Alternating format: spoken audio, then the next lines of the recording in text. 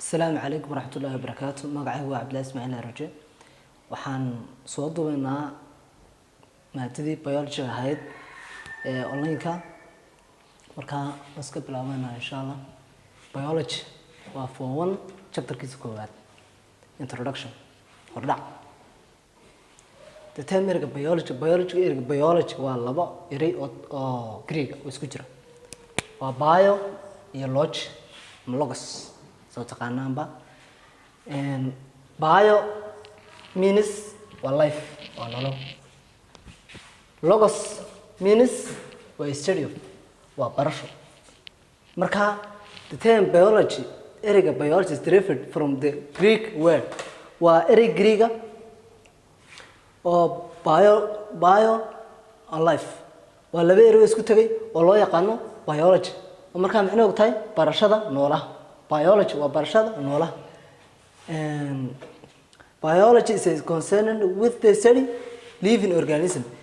biology ereyga biology wuxuu khuseeyaa barashada living organism shay'ada nool barashada shay'ada nool include kuwaas isugu jira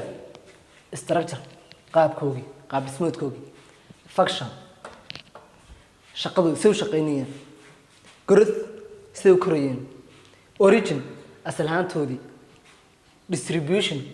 bahsanaantoodii ama fiiqsanaantoodii iyo taxonomy kala qaybsanaanta ama classification soo kala qaybsanayeen haddaba marka biology wuxuu leeyahay laamo way badan yihiin laakiinse laba qaybood laba laamood ugu waaweyn labada laamood waxay kala yihiin zoology is the study of animals waa barashada xayawaanka Son waa erey Greek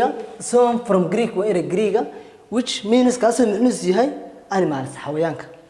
and logos waa which means waa study waa barashada marka xayawaanka is the study of animals waa barashada xayawaanka botany is the study of plant waa barashada dhirta from Greek botany waxa ka timid waa erey Greek botany waa erey Greek which kaasoo macnihiisu tahay plant barashada dhirta taa mar labaad inuu dul maro biology is the study of living organism waa barashada shay'ada nool is the study of living organism kuwaas isku jiraan function koogii structure koogii qaab dhismeedkoogii structure markaan leenahay waa qaab dhismeedkoogii function say u shaqeynayeen growth iyo say u korayeen origin iyo asalkoogii maxay ka soo jeedeen iyo distribution fiiqsanaantooda iyo taxonomy kala qaybsanada classification koog branch of biology waxa loo kala qabiyaa laba laamood waaweyn waxay kala yihiin zoology botany saddexaad jirto ku jirta ee microbiology markaas zoology waa the study of animals waa barashada xayawaanka zoon which means waxa weeyaan waa animals zoon waa animals logosna waa barashada animalska xayawaanka